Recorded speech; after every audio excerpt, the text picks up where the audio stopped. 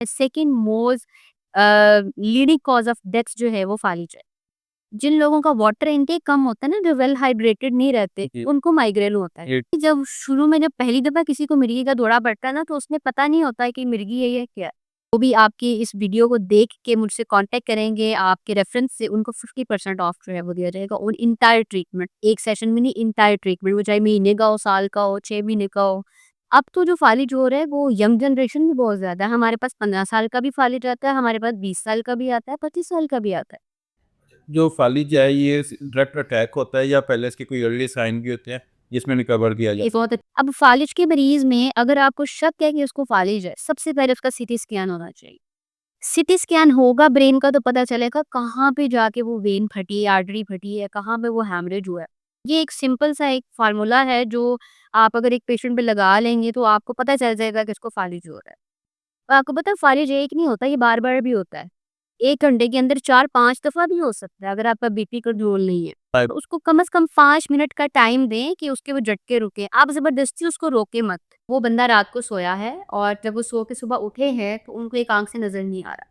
मेरे पॉडकास्ट का असल मकसद तो यही है कि नॉलेज नॉर्मल आवाम तक पहुँचाए, क्योंकि आपकी जिन बीमारियों का नाम था मोस्टली तो मुझे भी नहीं पता भी कि क्या क्या चीज़ें हैं, और मैं वेल एजुकेटेड हूँ। डॉक्टर साहब लेके आता है पाकिस्तान के काबिल तरीन डॉक्टरों का पॉडकास्ट, ताकि अगर आपके दिमाग में कोई भी शक शुबहा या कोई वहम या कोई मिथ वगैरह है तो उसको ख़त्म किया जा सके। आज हमारे साथ मौजूद हैं डॉक्टर रीना सज्जद, जो कि मास्टर इन न्यूरो हैं। Myself Dr. Alina Sijal, I am neurological physical therapist. मेरा मास्टर्स है न्यूरोलॉजी में और I am currently running a rehab centre in Babra town. 4 beds मेरा रिहैब सेंटर है जहाँ पे हम न्यूरोलॉजी से रिलेटेड जितनी भी डिजीज़ेज़ आती हैं बच्चों में, बड़ों में, उनका हम ट्रीटमेंट करते हैं। मैम आप हमारी ऑडियंस को कुछ थोड़ा आसान अल्फाज में बताएंगी कि ये न्यूरोलॉजी होता क्या है? ठीक है, न्यूरोलॉजी बेसिकली अगर आम अल्फाज में मैं बताऊँ तो आपके दिमाग, आपकी स्पाइनल कॉर्ड जिसको आप रीढ़ की हड्डी कहते हैं और आपकी नसें, इनकी स्टडी को हम न्यूरोलॉजी कहते हैं। और यही एक कनेक्शन है जो आपकी मूवमेंट को महसूस करने से लेकर एक चीज़ जो आप सोचते हैं, यानी कि कोई भी मूवमेंट आपने चलना है, सोचने से लेकर मूवमेंट होने तक, ये सारी स्टडी जो है ये न्यूरोलॉजी के अंदर आती है। पाकिस्तान में या आपके पास ऐसे कौन से पेशेंट आते हैं या कौन से ऐसे डिसीज़ हैं जो आपके पास काफ़ी ज़्यादा? अगर न्यूरोलॉजी में देखा जाए तो वर्ल्ड वाइड जो है इसकी बहुत सारी, बहुत एक वास्ट ये एक टर्म है जिसके अंदर बहुत सारी डिजीज़ेज़ आती हैं।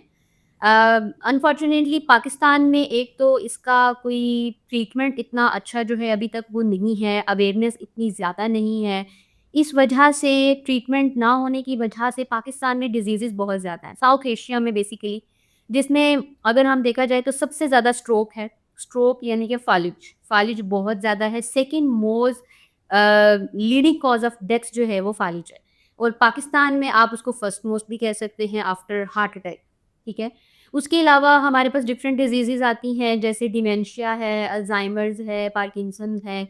बच्चों में देखा जाए पैदाइशी माज़ूर बच्चे, जिसको आप सीपी चाइल्ड कहते हैं, आपके पास मस्कुलर डिस्ट्रॉफी आ जाती है, आपके पास डुशीन मस्कुलर डिस्ट्रॉफी आ जाती है। ये सारे स्पेशल चाइल्ड जो हैं ये भी न्यूरो में आते हैं। उसके अलावा न्यूरो में जैसे मिर्गी के दौरे पड़ना, आधे सर का दर्द, ये सारी चीज़ें न्यूरो के अंदर आती है। इसके अलावा और भी बहुत, अगर मैं लिस्ट बनाने बैठूँ तो ये इतनी लंबी लिस्ट बन जाएगी कि हम बस इस पॉडकास्ट में वो नाम ही ले पाएँगे कि ये इतनी वास्ट जो है वो टर्म है। थोड़ा-सा कुछ ईज़ी सा करके ये डिफ़ाइन कर सकती हैं कि किस टाइप का पेशेंट को न्यूरोलॉजी की ज़रूरत होती है? देखिए, जैसे मैंने आपको कहा कि न्यूरोलॉजी जो है वो आपकी ब्रेन स्पाइनल कॉर्ड से रिलेटेड है। तो कोई भी ऐसी बीमारी जिसका ओरिजिन आपके दिमाग से या आपकी रीढ़ की हड्डी से या आपकी नसों से है, तो उसको उसका ट्रीटमेंट जो है वो न्यूरो ही करेगा। वो न्यूरो फिज़िशियन करे, वो न्यूरो सर्जन करे, वो न्यूरोलॉजिकल फिज़िकल थेरेपिस्ट करे, वो रिहैब स्पेशलिस्ट करे, वो डिपेंड करता है उसकी नोयत के ऊपर। अब फॉर एग्ज़ाम्पल हम अगर स्ट्रोक को देख लेते हैं। स्ट्रोक में हमें पता है जी क्या होता है, हमारे दिमाग में एक कोई खून का लोचड़ा है वो चला जाता है। या तो वहाँ क्या करेगा, या तो आर्टरी फट जाएगी या ऑक्सीजन सप्लाई कम हो जाएगी। उससे क्या होता है कि हमारी बॉडी से कनेक्शन खत्म हो जाता है। तो वो भी एक न्यूरो ही उसको डील करता है। ऐसी बेतहाशा डिजीज़ेज़ हैं जिनको न्यूरोलॉजिकल डिजीज़ेज़ हैं जिनमें न्यूरो ही जो है स्पेसिफाइड ट्रीटमेंट कर सकता है, कोई जनरल फिजिशियन या कोई और स्पेशलिस्ट नहीं कर सकता। ठीक है, यानी कि इन शॉर्ट हम आसान अल्फाज में ये कहेंगे कि कोई भी ऐसा बंदा जिसको दिमाग की या रीढ़ की हड्डी की या नाड़ों का कोई भी मसला है तो उसको न्यूरोलॉजी के पास डॉक्टर बिल्कुल, रहना चाहिए। बिल्कुल। अच्छा, अब सबसे पहले हम आते हैं फालिज और जो है हमारा ब्रेन अटैक, इन दोनों की असल मेजर रीज़न क्या? अगर रीज़न देखी जाए तो वैसे मैं ये बताऊँ आपको कि फ़ालिज जो है पहले सुनते थे बूढ़ों में 1-2 में या इस तरह से हो रहा है। अब तो जो फ़ालिज हो रहा है वो यंग जनरेशन में बहुत ज़्यादा है। हमारे पास 15 साल का भी फ़ालिज आता है, हमारे पास 20 साल का भी आता है, 25 साल का भी आता है। तो वजह क्या है? सबसे बड़ी वजह है हाइपरटेंशन, हाई ब्लड प्रेशर। अब पहले हाई ब्लड प्रेशर होता था वो जिनकी शादियाँ हुई होती थी और 40 साल की बीवियों से तंग होते थे ना तो तब हम सुनते थे कि उनको जी वो उनका हाई बीपी है। अब तो हर दूसरे बंदे का बीपी हाई है। मतलब अब छोटा बच्चा है ना उसको भी आप कुछ कहोगे तो वो ऐसे देख के कहता है मेरा बीपी हाई कर रहे हैं आप। तो वजह ये है हमारी डाइट अच्छी नहीं है। हमारा लिविंग स्टाइल बिल्कुल अच्छा नहीं है, ना हमारे खाने का टाइम है, ना हमारे सोने का टाइम है, ना हमारे काम करने का टाइम है। रहते हम पाकिस्तान में हैं, अडॉप्ट हमने अंग्रेज़ों को किया हुआ है क्योंकि हम सारे जो हैं वो ई-जॉब्स करते हैं। हम सारी-सारी रात जागते हैं, सारा-सारा दिन सोते हैं। तो हमारी बॉडी और हमारे माइंड में एक बड़ा गैप आ गया है और हमें पता भी नहीं होता है कि हमारे ब्लड प्रेशर के इश्यूज़ चल रहे हैं। बीपी हाई हो या लो हो, दोनों से मसला होता है। लो होगा तो भी फ़ालिज हो सकता है, हाई में तो होना ही होना है। उसके अलावा शुगर लोगों को डायबिटीज़ होती है। अब पेशेंट क्या करते हैं जी उधर से चीनी खा ली, इधर से वो रेवड़ियाँ खा ली और सारा कुछ खा लिया, साथ क्या कि इंसुलिन के 2 शॉट ज़्यादा लगा लिए। ये तरीका तो नहीं है ना और इसी से डिमेंशिया भी होता है, ठीक है? तो अनकंट्रोल्ड डायबिटीज़, शुगर बहुत ज़्यादा जिन लोगों की बढ़ जाती है, उनको ये होता है और वही चीज़ जैसे स्ट्रेस, स्ट्रेस बड़ा लीडिंग कॉज़ है इस चीज़ का। तो ये सारी चीज़ें मिल के होता क्या है कि हमारे जो दिल है उसके ऊपर ज़ोर पड़ता है।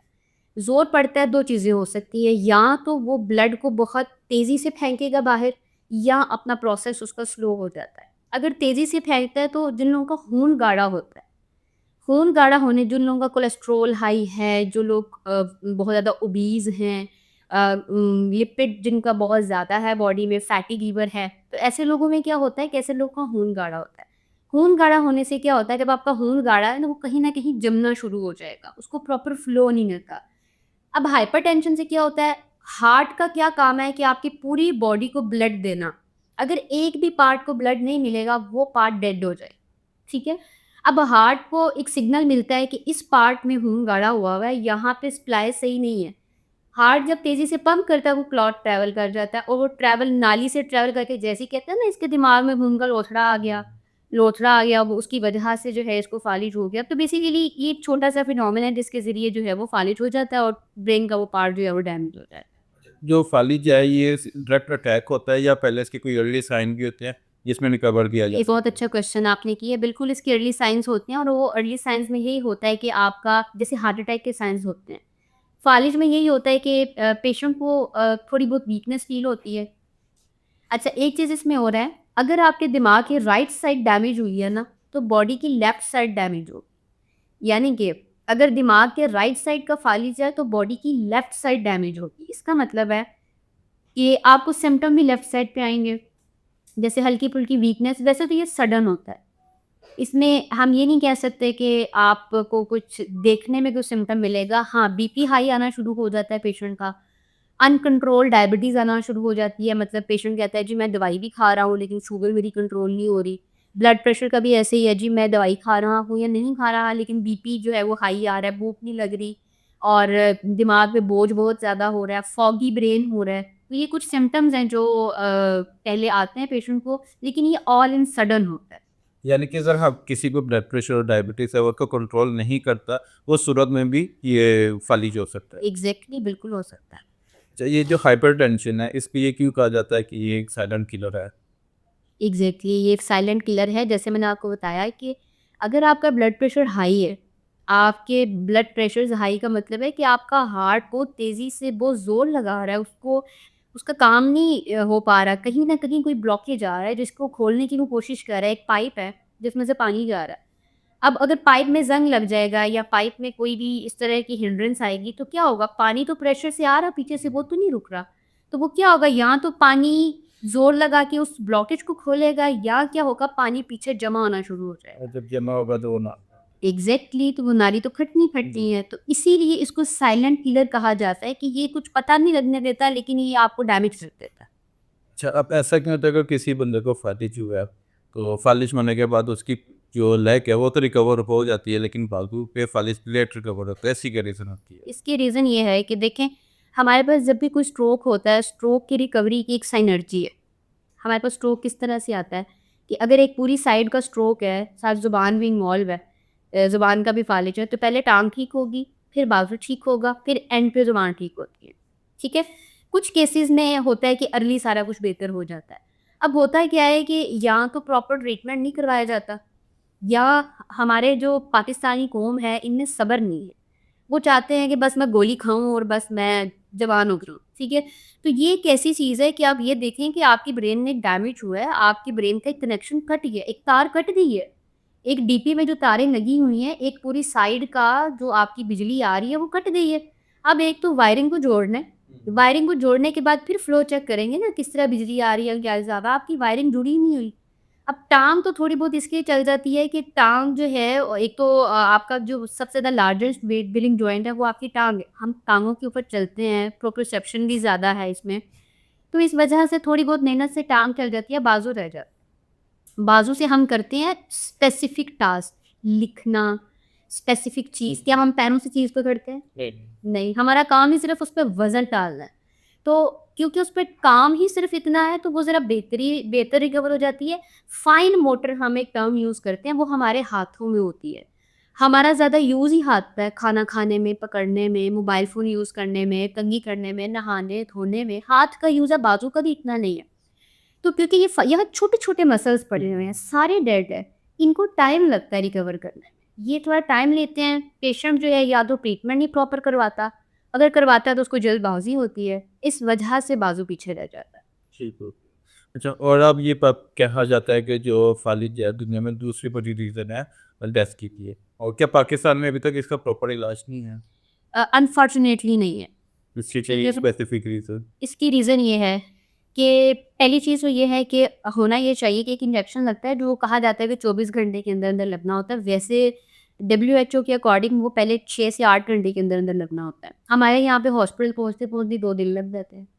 मतलब वो यहाँ तो सिम्पटम समझ ही नहीं आ रहे होते, या आ रहे होते हैं तो वो जीपी को भी समझ नहीं आ, मेरे पास बहुत से ऐसे केसेज़ आते हैं, वो डायग्नोज़ ही नहीं हुआ होता कि फालिज है। वो जब आते हैं, रिपोर्टें लेके आते हैं, उनके स्कैन ही नहीं हुए होते। अब फालिज के मरीज़ में अगर आपको शक है कि उसको फालिज है, सबसे पहले उसका सीटी स्कैन होना चाहिए। सीटी स्कैन होगा ब्रेन का तो पता चलेगा कहाँ पे जाके वो वेन फटी है, आर्टरी फटी है, कहाँ पे वो हैमरेज हुआ है। सीटी नहीं होता। छोटे इलाकों में तो वैसे भी आपको पता है ये टेस्ट होते ही नहीं है, वो शहर में भेजते हैं और वो नेग्लिजेंसी जो है वो हमारी होती है कि हम नहीं जाते। दूसरी चीज़ ये है कि हॉस्पिटल्स का काम क्या है कि अगर फालिज का मरीज़ आया है उसको वाइटली स्टेबल करना। वाइटली स्टेबल का मतलब है कि अगर फालिज का मरीज़ आया है, या तो उसका बीपी शूट किया हुआ होगा, या उसकी ऑक्सीजन सैचुरेशन कम होगी, या इस तरह का जो भी इसका जीसीएस तो ऑब्वियसली जो है वो लो ही होता है, वो होश में तो नहीं होता। तो हॉस्पिटल का काम है उसको स्टेबल करना, बीपी ठीक हो गया, शुगर ठीक हो गई, वाइटल ठीक हो गए, डिस्चार्ज कर देते हैं। आपने नहीं देखा होगा फालिज का मरीज़ को महीना-महीना रहे, अनटिल अनलेस उसको कोई और मसला नहीं है। जैसे ही पेशेंट स्टेबल होता है, बोलना जाना शुरू करता है, "हाँ भई, की नाम तेरा? ठीक हो? कित्थे हो?" डिस्चार्ज कर देते हैं। अब ये चीज़ें तो चले सिटीज़ के अंदर फिर भी अवेलेबल हैं, जो आउट ऑफ सिटी हैं, अगर उनको फालिज हो जाता है, कोई ऐसे सिम्पटम कि उनको पता चल जाएगा हाँ फालिज हो रहा है, या उसी टाइम कोई ऐसी मेडिसिन देना या उसके बारे में कुछ बता दें, ताकि अगर वो सिटी तक आ भी रहे हैं तो उतने टाइम के अंदर वो कुछ ना कुछ रिकवर करना जी। कैसे करें? बहुत अच्छा सवाल है। एक हमारे पास ना वर्ल्ड वाइड एक चीज़ आती है, उसको हम बोलते हैं फास्ट फिनोमेना, फास्ट FAST। ये फास्ट जो है ये बेसिकली एक आप ये समझें कि एक हिंट है जो दिया गया है, जिसमें F का मतलब है फेस ड्रॉपिंग, यानी कि जो फालिज का मरीज़ है जब आपके पास आएगा तो उसका उसके फेस के एक्सप्रेशंस ड्रॉप्ड होंगे, ना वो स्माइल कर पाएगा, ना वो आँखें खोल पाता है, ना वो फ्रॉनिंग कर पाता है। आप अगर उसको इस तरह के सिम्पटम्स एक्सप्रेशन बनाने को कहेंगे वो नहीं कर पाएगा, फास्ट। ए से क्या होता है कि उसकी जो आर्म है, उसका जो बाजू है, वो आपको वीक लगेगा, या आपको लगेगा उसमें मूवमेंट नहीं है, ठीक है? एस का मतलब है स्पीच ठीक नहीं होती है उस बंदे की। स्पीच या तो बोल ही नहीं रहा होगा, या ज़ुबान लड़खड़ा रही होगी, या वो ऐसे वर्ड्स बोल रहा होगा कि आपको समझ नहीं उसकी आ रही। और टी का मतलब है टाइम। टाइम का मतलब है कि विदिन 5 मिनट्स आप एम्बुलेंस बुलानी और उसको ले जाएँ। ये एक सिंपल सा एक फ़ॉर्मूला है जो आप अगर एक पेशेंट पे लगा लेंगे तो आपको पता चल जाएगा कि इसको फ़ालिज हो रहा है। दूसरी चीज़ जो आपने मेडिसिन की बात की, जितने लोग हाई ब्लड प्रेशर के साथ हैं, उनके घर में कैपोडिन टैबलेट ज़रूर होनी चाहिए। I am not a general physician but I do know these things because हम 2 साल फार्मा पढ़ते हैं और हमें इन चीज़ों का नॉलेज भी होना चाहिए ताकि हम अपने पेशेंट को बता सकें। अब एक मरीज़ जो बीपी की दवाई लेता है, कोई भी एक्सटोल लेता है या कुछ भी लेता है, उसका बीपी चला गया 200-250 पे। क्या उस दवाई से वो बीपी कंट्रोल हो जाएगा? कभी भी नहीं होगा। उसको आपको ज़रूरत है कि आप उसको 5 मिनट, 10 मिनट, 2 मिनट के अंदर बीपी नीचे लेके आएँ, अदरवाइज़ उसके ब्रेन में बहुत ज़्यादा डैमेज हो जाएँगे। और आपको पता है फारिज एक नहीं होता, ये बार-बार भी होता है। 1 घंटे के अंदर 4-5 दफ़ा भी हो सकता है अगर आपका बीपी कंट्रोल नहीं है। हाई बीपी की वजह से वो मल्टीपल टाइम होता है। मल्टीपल टाइम होता रहता है और पेशेंट को पता ही नहीं चल रहा होता। तो उसमें ये है कि कैपोटिन नाम से एक टैबलेट आती है, आप क्या करें कि उसको आधी टैबलेट ज़ुबान के नीचे रखवा दें। रखवाने के बाद दोबारा बीपी चेक करें, आपको थोड़ी-सी रीडिंग कम मिलेगी। अगर आपको लगे कि बहुत ज़्यादा चेंज नहीं आया, जो और आधी है वो भी रखवा दें, ठीक है? ये तो कितने बीपी नीचे आ ये जाएगा। कितने के टाइम गैप के बाद दोबारा चेक करके दे, क्योंकि ये ना 2 मिनट, 2 मिनट के अंदर ये फ़ास्ट काम है। आप मैक्सिमम 2 मिनट के बाद दोबारा बीपी चेक करें, पेशेंट का बीपी नीचे जो ज़ुबान के नीचे रखवाई जाती है सबलिंगुअल, ये हमारे पास सबसे ज़्यादा फ़ास्टेस्ट रूट ऑफ एडमिनिस्ट्रेशन है, ठीक है? हमें लगता है ड्रिप से जल्दी फ़र्क पड़ता है, नहीं, ज़ुबान के नीचे जो गोली रखी जाती है उससे जल्दी फ़र्क पड़ता है। तो इसलिए बजाय इसके कि उसको कोई टीका-शीका लगवाएँ, घर में तो नहीं ऑब्वियसली ये हो सकता, तो आप कैपोटिन टैबलेट हाई ब्लड प्रेशर के हर पेशेंट को अपने पास रखनी चाहिए। आप ये यूज़ करें और उसके बाद आप हॉस्पिटल ले जाएँ और वहाँ जाके ट्रीटमेंट हो जाएगा। ठीक। अच्छा, अब हम आते हैं सेकंड माइग्रेन पे। ये माइग्रेन क्या होता है, क्या डिसीज़ है? माइग्रेन बेसिकली आधे सर का दर्द होता है। जी। इसमें होता ये है कि इसको हेडेक के साथ यानी कि सर के दर्द के साथ वो किया जाता है। लेकिन इसमें टिपिकल साइन आता है कि पेशेंट का सर आधा सर दर्द करता है। ठीक है? पूरा सर दर्द नहीं करता। और उसकी वजह से क्या होता है आँख में भी दर्द आता है, कनपटी पे भी दर्द आता है, गर्दन के पीछे से भी खिंचाव आता है बहुत ज़्यादा। और ये यंग जनरेशन में बहुत ज़्यादा कॉमन है। जो हमारे पास अब ये माइग्रेन के केसेज़ आ रहे हैं उनमें बहुत ज़्यादा कॉमन है। ये यंग एज में होने की वजह ये क्या मोबाइल का ज़्यादा यूज़ है या स्ट्रेस वगैरह, क्या रीज़न? एग्ज़ैक्टली स्ट्रेस, मोबाइल का यूज़, बेसिकली आपकी यहाँ पे ना नर्व्स को गुच्छा होता है, सर्वाइकल रीजन में। वो किसी वजह से स्ट्रेस की वजह से, मोबाइल यूज़, स्क्रीन टाइम ज़्यादा होने की वजह से, सबसे बड़ी बात पानी कम पीने की वजह से।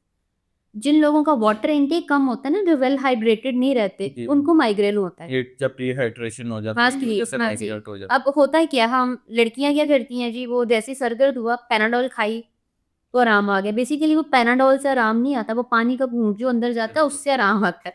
क्योंकि बॉडी को पानी की नीड है। आपकी 80% बॉडी जो है वो पानी से बनी हुई है। है। तो आप वाटर इनटेक अच्छा करें, वेल हाइड्रेटेड रहें, आप अपनी डाइट अच्छी करें तो ये मसला बिल्कुल उस वजह से स्लीपिंग टाइम माइग्रेन में कितना इम्पैक्ट करती है कि जो बहुत सी आजकल जनरेशन है वो जॉब नाइट के टाइम करते हैं, दिन में सोते हैं, तो क्या दिन में अपनी नींद पूरी करने से प्लान को वो रेस्ट मिलता है या नहीं मिलता, जो जरूरी है? देखिए, हम मुसलमान हैं और अल्लाह ताला ने कुरान में कहा है कि मैंने दिन काम के लिए बनाया है, रात आराम के लिए बनाई है। तो मुझे लगता है इसके बाद कोई सवाल तो बचता ही नहीं। ऐसा क्या ठीक है? तो मैंने आपको बताया कि हम रह पाकिस्तान में रहे हैं, काम हम गोरों के साथ कर रहे हैं, हमने उन्हीं की चीज़ें अडॉप्ट की हुई हैं, सारी-सारी रात हम उल्लुओं की तरह जागते हैं और सारा-सारा दिन हम सोते हैं।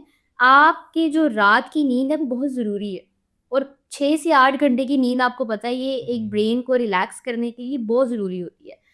आप अगर दिन में सो भी रहे हैं तो आपका सबकॉन्शियस एक्टिव है, वो नहीं सोया हुआ, वो एक्टिव है। इस वजह से ये बहुत सारी बीमारियों की ये जड़ बन चुकी है। ओबेसिटी, मोटापा आ रहा है लोगों में इसी वजह से, क्योंकि आपकी बॉडी को वो रेस्ट नहीं मिल रहा। आपके दिमाग और आपकी बॉडी में एक लंबा गैप चल रहा है। दिमाग आपका कहीं चल रहा है, सोचें आपकी कहीं हैं, बॉडी आपकी कहीं है और आप कह ये रहे हैं मैं बहुत काम करता हूँ, मैं तो बहुत एक्टिव हूँ। वो आप एक्टिव नहीं है, वो आपका दिमाग एक्टिव है, जिसको आप थका रहे हैं।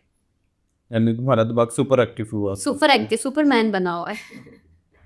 अच्छा, ये जो माइग्रेन है ये क्या औरतों में ज़्यादा पाई जाती है और इसकी रीज़न भी क्या है? फीमेल में ज़्यादा कॉमन है हार्मोनल इश्यूज़ की वजह से। क्योंकि फीमेल्स जो होती हैं वो more prone to hormonal issues होती हैं, हार्मोनल इम्बैलेंसेस इनके बहुत ज़्यादा होते हैं और आजकल वैसे भी फीमेल्स में कुछ डिजीज़ेज़ बड़ी आ रही है, पीसीओएस हो इस तरह की, तो उस वजह से फीमेल्स में ये ज़्यादा कॉमन है। सोचती ज़्यादा ना, इसलिए। अच्छा, अब ये माइग्रेन जो है टेम्परेरी टाइप के लिए होती है या ये लाइफ टाइम के लिए होती है? नहीं, नहीं, ट्रीटेबल है। ये एक मिथ है। कहते हैं ना जिसको हो गया उसको रहेगा, और ये मिथ है, ऐसा नहीं है, ये ट्रीटेबल है। हमारे पास अल्हम्दुलिल्लाह पेशेंट आए हैं, ट्रीटमेंट हुआ है उनका और वो रिकवर हुए हैं। यानी कि अगर वो अपनी डाइट, आपका स्लीपिंग टेस्ट वगैरह इन चीज़ों को बेहतर करे तो ये चीज़ रिकवर आधा हो मसला जाएगी। तो उसी से ठीक हो जाएगा। बाकी जो आपके इश्यूज़ हुए हैं, जो स्पैज़म वगैरह मसल्स में हुए हैं, वो आप अपने सेशंस लें, आप अपनी मेडिकेशन लें, इंशाल्लाह वो मसला भी हल हो जाता है। ये मिर्गी क्या होता है? जो पाकिस्तान में आपने देखी है वो तो बिल्कुल भी नहीं है। यानी कि इसको हम एपिलेप्सी कहते हैं, और ये एक आपकी ब्रेन की इलेक्ट्रिकल एक्टिविटी चेंज होने से होता है। देखिए, जैसे जब आप शॉर्ट सर्किट होता है या आपको करंट लगता है तो आपकी बॉडी हिलती है ना? इसी तरह आपके ब्रेन में करंट लगता है इंटरनली। आपके ब्रेन के इलेक्ट्रोलाइट्स जो होते हैं वो इम्बैलेंस होते हैं और ब्रेन में झटका लगता है जिसकी वजह से पूरी बॉडी में, आपको पता है ब्रेन ना जो है वो आपकी सारी मूवमेंट्स कंट्रोल कर रहा है। मैं बोल रही हूँ, मैं बैठी नहीं हूँ, मुझे पता है मैंने खड़े नहीं होना यहाँ पे, ये सब कुछ मेरा ब्रेन कंट्रोल कर रहा है। अगर ज़रा सा भी कोई मसला हो मेरे ब्रेन में तो मैं आपके सामने अजीब सी हरकतें करूँ क्योंकि वो इनवॉलंटरी मूवमेंट्स होगी, ठीक है? तो एपिलेप्सी में भी ऐसे ही होता है कि वो पेशेंट को दौरा पड़ रहा होता है, वो बेचारा अकड़ा हुआ होता है और यहाँ पे उसको जूता सूँघा रहे हैं। जुत्ती सूँघाओ इन्हू ठीक हो जाएगा, ऐसा नहीं है। आप जो हैं वो एक मेडिकल कंडीशन है, आप उसका ट्रीटमेंट करवाएँ। ऐसे लोगों का ईईजी टेस्ट कराया जाता है, जिसमें पता चलता है कि कितनी एक्टिविटी कंप्रोमाइज़ हुई हुई है ब्रेन की, उस हिसाब से उसकी मेडिकेशन होती है। और इसका ट्रीटमेंट होता है प्रॉपर। और कुछ लोग कहते हैं जी इन्हू जिन पै गए ने, इन्हू बाबा को ले लाए तो मतलब मुझे नहीं समझ आता। हम इस चीज़ से मना नहीं कर रहे। ये चीज़ होती है, जिन्नात होते हैं, सारा कुछ है, लेकिन आप प्लीज़ उसको डायग्नोज़ तो करें कि जिन ही है या वो बेचारा जो है वो। अच्छा, एक और चीज़ भी है, मिथ है कि ये भी है जो ड्रामेबाज़ी कर रहा है। अगला बेचारा चाहे उसी में मर जाए। अब हमारे बच्चे जो हैं वो हमें कहते हैं हमें फ़ीवर हो रहा है, मुझे फ़ीवर फ़ील हो रहा है। अच्छा बस करो, स्कूल जाना है ना इसलिए। आप उसको देख तो लें एक बार, क्या पता बच्चों को फ़ीवर हो। या बताइए उस टाइम पे अगर आप थोड़ी-सी इग्नोरेंस बच्चे की सारी ज़िंदगी खराब कर सारी सकती है। ज़िंदगी खराब हो जाती है, एग्ज़ैक्टली। इसी तरह ये एपिलेप्सी है। एपिलेप्सी वाला बंदा बहुत तकलीफ़ में होता है, हम उसको नहीं देख सकते, तो हम समझ भी नहीं सकते उस चीज़ को। लेकिन वही बात है ना कि lack of awareness and lack of knowledge की वजह से ये इस तरह के जो हैं वो इश्यूज़ होते हैं। अच्छा, अब जिसको एक दफ़ा ये मिर्गी का हो जाती है तो क्या पूरी लाइफ़ रहती है या ये भी रिकवर नहीं नहीं, ये होता? भी रिकवर हो जाती है, ये ट्रीटेबल है। मैंने आपको बताया कि आप वो टेस्ट करवाएँ, इसमें पता चल जाएगा कितनी एक्टिविटी कंप्रोमाइज़ है, आप उसकी मेडिकेशन करवाएँ, आप प्रॉपर एक कोर्स, हर चीज़। टीबी है, हर बंदे को पाकिस्तान में पता है जी, 9 महीने का कोर्स है टीबी का, पता है ना? हेपेटाइटिस सी है, हर बंदे को पता है 6 महीने का कोर्स है, तो भाई इनका भी पता करें ना, कितना कोर्स है, कितना इलाज होगा, आप प्रॉपर ट्रीटमेंट कराएँ और उसको ठीक करें। ठीक। अच्छा, अब इसके लिए भी वही क्वेश्चन कि अगर कोई बंदा आउट ऑफ सिटी है, सिटी उसको पहुँचने में टाइम लग गया तो उसको क्या अर्ली चीज़ें करनी चाहिए उसे टेस्ट? अच्छा, इसमें एक चीज़ ये भी होती है कि जब शुरू में जब पहली दफ़ा किसी को मिर्गी का दौरा पड़ता है ना, तो उसमें पता नहीं होता है कि मिर्गी है या क्या है। क्योंकि चक्कर आने से भी ऐसा हो सकता है, कोई और भी इश्यू हो सकता है। तो उसमें सबसे पहली चीज़ तो ये है कि प्लीज़, प्लीज़, प्लीज़ मैं सबसे रिक्वेस्ट करूँगी कि उसका मुँह खोल के चमचे ना घुसाएँ। मैंने देखा है। वो क्योंकि जिसको दौरा पड़ता है ना, वो क्लेंचिंग कर लेता है, वो अपने दाँतों को दबा लेता है। क्या कैसी आंटियाँ गिरती हैं, "इंदा मुँह खोलो, चमची रखो, चमची ज़ब मुँह नहीं बंद होना चाहिए।" एक्चुअली वो आप गलत करते हैं। आप जितनी ज़बरदस्ती करेंगे, ये चीज़ें उसकी इतनी हार्ड हुई होती हैं, वो और ज़ोर लगाएगा, ठीक है? एक तो ज़बरदस्ती उसका मुँह खोलने की कोशिश ना करें। दूसरा ये होता है कि ऐसे पेशेंट्स जो हैं, अगर उनका मुँह खुला हुआ है, तो उसमें क्या होता है कि उनकी टंग की बैक रोलिंग हो जाती है, जिसकी वजह से साँस बंद होता है, ठीक है? तो आप कोशिश करें कि यूँ हाथ साफ होना चाहिए, सैनिटाइज़ होना चाहिए, यूँ मुँह में घुमाएँ ताकि उसकी जो ज़ुबान है वो सीधी हो जाए। ताकि उसकी जो सांस का फ्लो है वो जी, वो ठीक हो जाए। सर थोड़ा-सा ऊँचा रखें और उसको साइड करवट पे लेटाएँ। जितना सीधा लेटाएँगे उतना फड़केगा। साइड करवट पे लेटाएँ उसको और उसको कम से कम 5 मिनट का टाइम दें कि उसके वो झटके रुकें। आप ज़बरदस्ती उसको रोकें मत। उसको पकड़ लेते हैं, उसको यूँ कर लेते हैं, उससे ना वो चीज़ वो कंट्रोल नहीं होगी, वो बढ़ेगी। तो उसको 5 सेशन मिनट के का लिए भी बैड इफ़ेक्ट कर जाएगी। एग्ज़ैक्टली। तो आप उसको 5 मिनट का टाइम दें कि वो सीज़र अपने आप सेटल डाउन हो जाए और ऑब्वियसली उसकी मेडिकेशंस आपके पास होंगी, तो उसके बाद आप उसको मेडिकेशंस दे के तो हॉस्पिटल ले जाएँ। आपने बताया कि किसी को पहली दफ़ा हो रहा है, तो पता नहीं होता कि ये मिर्गी है या नहीं, उसके लिए ऐसे कौन से साइन होंगे कि हमें पता चल जाए ये वाकई ही मिर्गी का दौरा है? उसके लिए साइज़ मैंने आपको बताया यही होंगे कि ऐसा पेशेंट जो होता है ना 5 मिनट्स के अंदर जो है वो काम डाउन होके बेहोश हो जाता है। यूजुअली ऐसा होता है, हर केस में नहीं। और बाकी अर्ली साइन अगर आपको ये लगे हैं कि वो ऐसे फड़क रहा है और उस तरह से उसको दौरे पड़ रहे हैं, मुँह से उसके रालें निकल रही हैं और होश नहीं है, तो आप उसको हॉस्पिटल ले जाके उसका ईईजी टेस्ट करवाएँ ब्रेन का। वहाँ से कन्फर्म हो जाएगा कि उसको वाक़ई वो मसला है या कोई और मसला है। अब हमारे पास एक डिज़ीज़ आती है मल्टीपल स्क्लेरोसिस के नाम से। अनफॉर्च्युनेटली पाकिस्तान में इसका इतना अच्छा डायग्नोसिस नहीं है और हमारी यंग जनरेशन इस चीज़ से बहुत ज़्यादा, जैसे आपने वो हाइपरटेंशन का मुझसे पूछा था ना साइलेंट किलर है, इसी तरह ये डिज़ीज़ भी एक साइलेंट किलर है। ये बचपन से होती है, पैदाइशी होती है इंसान को, लेकिन ये किसी एक टाइम पे जाके शो होती है। जैसे इसकी एक टाइप है, उसका नाम है relapsing remitting multiple sclerosis. Relapsing remitting का मतलब है सोया हुआ।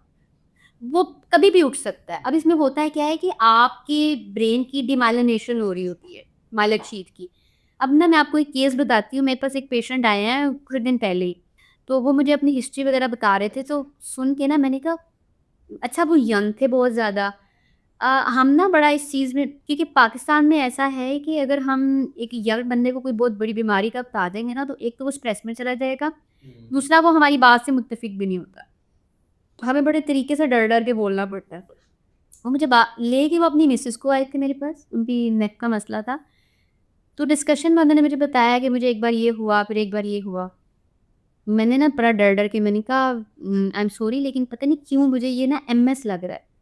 उसने मुझे ऐसे देखा, कहता आपको कैसे पता चला है? मुझे एमएस है। मैंने कहा अच्छा, इसका मतलब है अब मैं बोल सकती हूँ। वो मुझे कहता है कि पाकिस्तान में पहला डॉक्टर है जिसने मेरे सामने एमएस का नाम लिया और मुझे बात सुन के कहा है कि आपको एमएस है।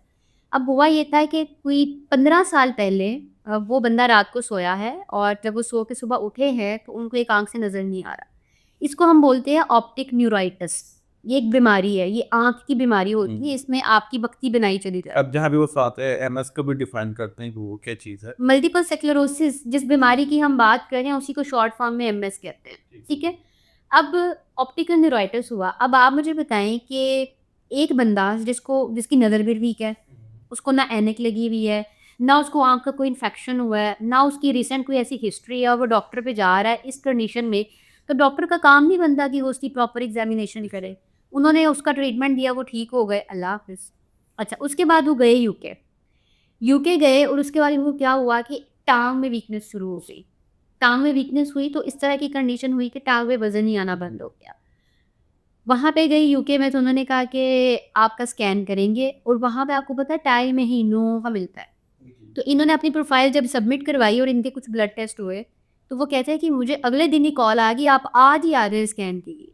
तो मैं परेशान हो गया कि यूके में तो ऐसा होता ही नहीं है, मैं तो सोच रहा था पाकिस्तान जाऊँ और करवाऊँ, ये क्या सीन है? कहते मैं गया, उन्होंने मेरा उसी दिन स्कैन किया, मेरे बाकी सारे टेस्ट भी किए और मुझे बताया जी आपको ये बीमारी है। और फिर वहीं पे उनका ट्रीटमेंट हुआ तो वो बच गए हैं, वरना अभी तक उन्होंने चारपाई पे ही होना था।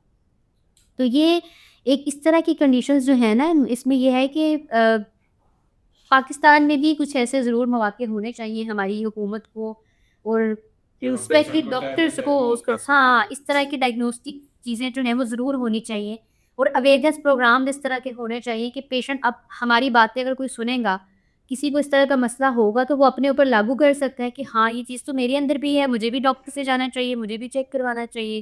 तो इस तरह के अवेयरनेस प्रोग्राम्स जो है वो बेसिकली होने हमारे पॉडकास्ट का असल मकसद तो यही है कि नॉलेज नॉर्मल आवाम तक पहुँचाए, क्योंकि आपकी जिन बीमारियों का नाम तय मोस्टली तो मुझे भी नहीं पता क्योंकि क्या क्या चीज़ें, और मैं वेल एजुकेटेड हूँ। ये पॉडकास्ट का मकसद इसीलिए है ताकि जो सिटीज़ में आउटर सिटी हैं या बाहर गाँव वगैरह में रहते हैं उन तक भी ये नॉलेज पहुँच सके। तो इंशाल्लाह इसमें अल्लाह हमारे लिए भी मदद अता फरमाए। हमारे यहाँ अगर हम टेस्ट कराएँ और उसमें कुछ ना आए ना तो हमारे पैसे ज़ाया हो जाते हैं। होना ये चाहिए कि आप साल में जब आप इतना कमाते हैं, आप घर वालों पे लगाते हैं, खाने पे लगाते हैं, तो अगर आप ही नहीं रहेंगे या आपकी सेहत नहीं रहेगी तो उस कमाई का क्या फ़ायदा? साल में एक बेसिक अपने टेस्ट ज़रूर करवाने चाहिए। अपनी स्क्रीनिंग ज़रूर करवानी चाहिए ताकि आपको पता चले आपके जिस्म में क्या चल रहा है। लोगों ने पित्ते में इतनी पथरियाँ मारी होती हैं और वो मैदे की दर्द समझ के उसको सहते रहते हैं और राइज़िक खाते रहते हैं और जब पता चलता है ना अब एंड हो गया, पित्ता फटने वाला है, फिर जाके ऑपरेशन करा देते हैं। तो ये छोटी-सी चीज़ें हैं, छोटी-छोटी हमारी जो क्या कहते हैं हम लापरवाहियाँ हैं, जो कि आगे बड़ी बनती हैं। तो ये जो कैंसर है ना, ये कैंसर आपका जो है ये आपके लिम्फैटिक सिस्टम में बनता है। लिम्फैटिक सिस्टम हमारी बॉडी का वो सिस्टम है जो सफाई करता है जिस्म की। यानी कि जो हार्म मादे हैं, जो हार्मफुल चीज़ें हैं, उनको जिस्म से निकालता है। उसी के अंदर कैंसर बन जाता है। अब देखिए, जिसने आपके घर की सफाई करनी थी, वही आपके घर में गंद डाल रहा है। आप समझ आई कैंसर की, और ये बहुत तेज़ी से फैलता है। ये कैंसर है। अच्छा, हमारी इस वीडियो के रेफरेंस से अगर कोई भी पेशेंट आपके पास आता है तो हमारी रिक्वेस्ट है कि आप अगर उसका अगर इजीली हो सके तो फ्री ऑफ कॉस्ट कर दें। अगर फिर भी अगर नहीं कर पाते तो ऑब्वियसली हर चीज़ की कोई ना कोई तो कॉस्ट रहती है, तो आप उनको 50% लाने में जी डिस्काउंट। श्योर, जितने लोग होंगे जो डिज़र्विंग होंगे, जो नहीं अफ़ोर्ड कर सकते, उनका totally free of cost treatment होगा, चाहे वो 1 साल का क्यों ना हो। और जो भी आपकी इस वीडियो को देख के मुझसे कॉन्टैक्ट करेंगे, आपके रेफ़रेंस से उनको 50% ऑफ जो है वो दिया जाएगा ऑन एंटायर ट्रीटमेंट। 1 सेशन में नहीं, एंटायर ट्रीटमेंट, वो चाहे महीने का हो, साल का हो, 6 महीने का हो,